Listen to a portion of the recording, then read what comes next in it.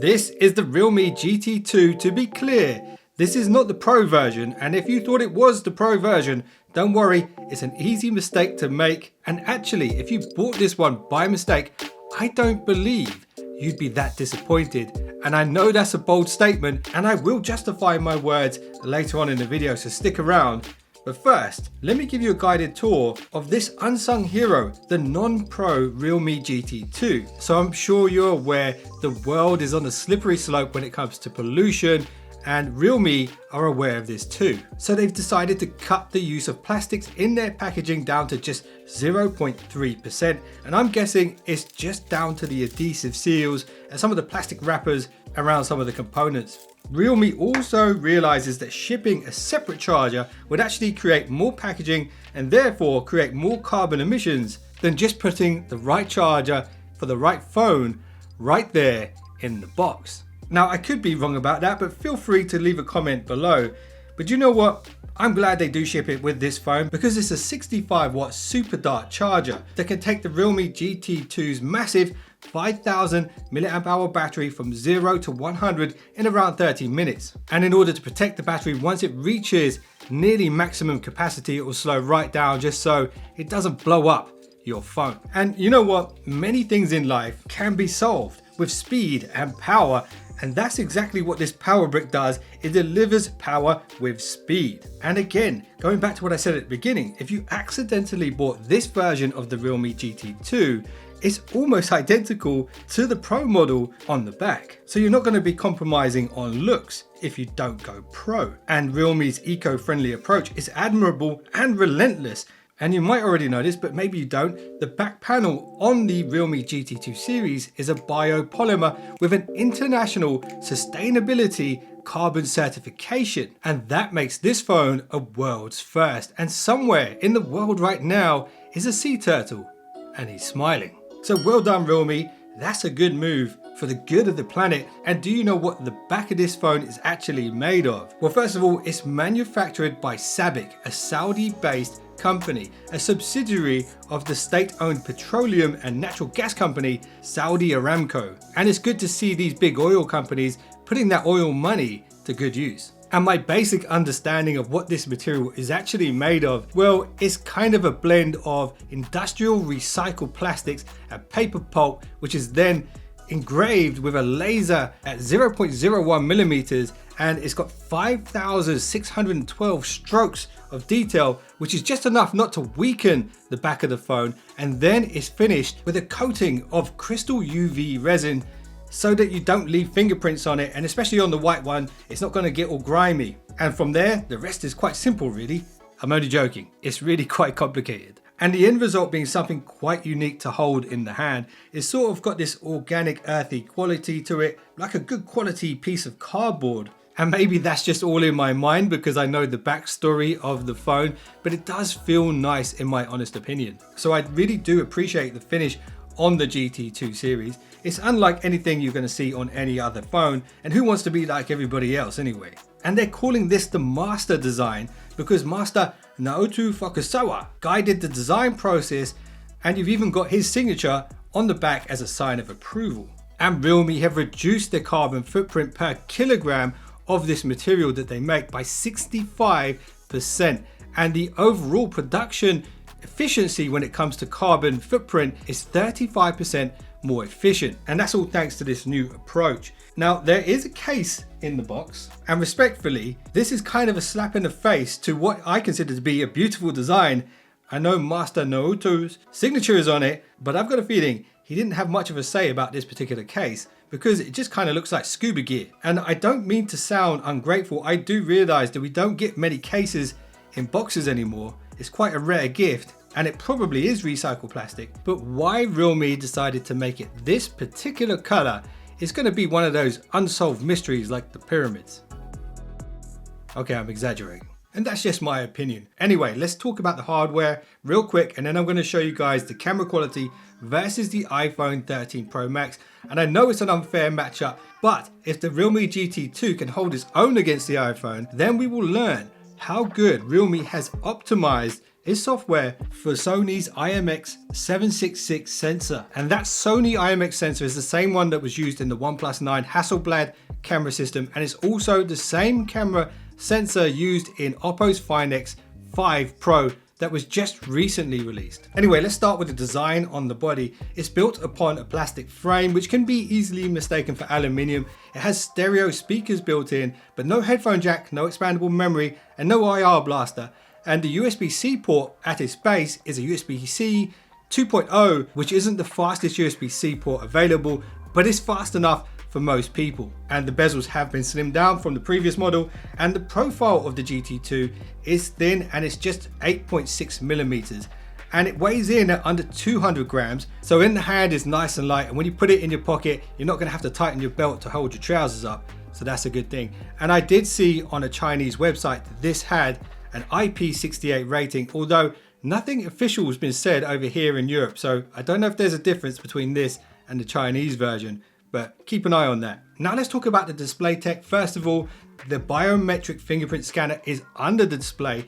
It is an optical scanner, and it's fast and it's reliable. No complaints here, unless you're the type of person who likes to nitpick, because you could make a good case for the Qualcomm ultrasonic fingerprint reader being more secure than an optical method.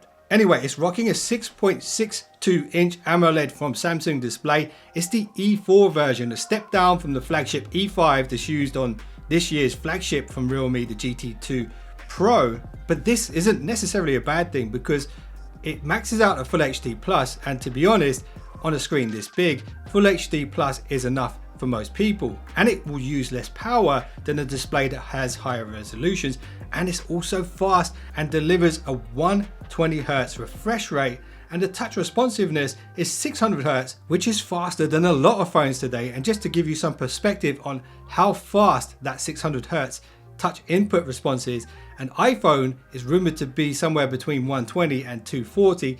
Apple don't officially say what it is, but if you take that into consideration, it's more than twice the speed, which means it's going to be fantastic for gaming on. And when we boil down the differences between the E4 and the E5 displays seen on the Pro model, the main ones are lower resolution on the E4, slightly dimmer display, and the fact that the E5 can actually go all the way down to 1Hz refresh rate when you're on a static page, and then ramp all the way up to 120, whereas the E4 can only go from 30 to 60 to 120 and back down again when needed. So you could make a case that the E5 is more efficient, but you could also make a case for the E4 being more efficient because it's using a lower resolution all the time and it's not as bright. It could potentially be less power hungry. But of course, there's tons of variables that could affect this, so we won't really know until somebody does a test on it. And my personal opinion on the display quality is it's really good. Like I said, on the screen this size, Full HD Plus is perfect. It's 398 pixels per inch, which is really dense, and the color calibration is nicely done too. And it's protected with a Gorilla Glass 5, which is a couple of generations old now, but it's still very durable. And if you're worried about scratching the screen, don't worry, because Realme are nice enough to have thrown in a pre-installed screen protector. Overall, Realme have done a great job with the screen. There's a little bit of a chin there. Maybe they could improve that a bit more on the next one. Now let's talk about what we can't see. Inside the phone, Realme has used UFS 3.1 storage with memory options ranging from 128 to 256, with RAM ranging from 8GB to 12GB, and there is a software feature that allows you to use some of that UFS ROM as RAM virtually if you want to. To be honest, I don't think it's that necessary, but it's nice to know you can do it if it's needed. And at the heart of the device is Qualcomm's 2021 flagship chip. It's a 5nm processor, the Snapdragon 888, and honestly, I don't think at this point in time there's many Android games that can really push this chipset to the limits. And I know some of you techie people out there will be aware of the fact that sometimes the 888 runs a little hot, but Realme are also aware of this, and that's why they fitted the GT2 series with the largest vapor cooling chamber they've ever made, and it's in fact one of the largest in the smartphone industry. And do you know what they call the heart of this vapor cooling chamber? The Diamond Ice Cooling Core. Now that just sounds cool. And they call it this because it uses a diamond cooling gel on top of the Snapdragon chip, which helps it dissipate the heat 60% more efficiently than more traditional thermal paste. And then they've also thrown in 9 layers of cooling tech on top of that, which include layers of stainless steel and graphene amongst other things. And of course, I did put this phone through its paces, maxing out all of the settings as far as I could on Call of Duty Mobile, and just as I expected, the Snapdragon 888 slices through intensive games like a hot knife through butter. And that incredible vapor cooling chamber makes sure that you never feel the heat from that hot knife. Okay, maybe you can feel a little bit of warmth after prolonged gaming, but now let me show you what the cameras can do. The primary sensor, as I mentioned earlier, is a 50 megapixel Sony IMX766 with optical image stabilization. And most people think when they hear optical image stabilization is, oh, that means it's going to be good for video, but also stabilization helps with photography, especially if you're doing a slower shutter shot, which is something you might want to do in lower light scenarios. So it's good that that's in there. So check out these photos taken on the Realme GT2 versus the iPhone 13 Pro Max, a phone that costs maybe double the price and widely considered to be one of the best camera smartphones out there at the moment.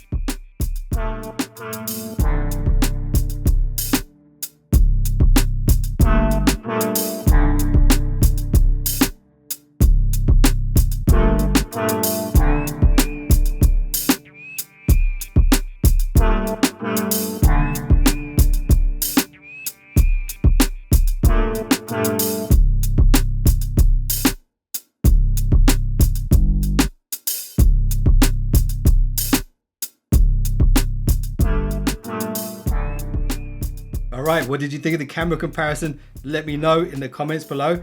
And now let's talk about Realme's UI 3.0, which is a skin over Android 12. Many consider this to be one of the fastest and smoothest skins for Android, and it's actually really quite similar to the fan favorite Oxygen OS from OnePlus. There is a lot to like about Realme UI. There's a bunch of customization tweaks which brings something different from your stock Android, but it also stays pretty close to stock Android at the same time. And my honest opinion on it is, I think it is one of the better skins out there at this point in time. Also, Realme have promised 4 years of security patch updates and 3 years of Android updates, which means this phone is future-proof. And do you know what I think about this device? If Realme had released this last year, this would have easily taken the flagship killer title of 2021. But this year, when you consider the price of this phone, this might be the best value proposition budget flagship you can get right now. And do you know what the difference in price is between the GT2 and the GT2 Pro? That's a question I actually don't know. At this point in time, Realme haven't released the prices, so if you do know, let me know in the comments below.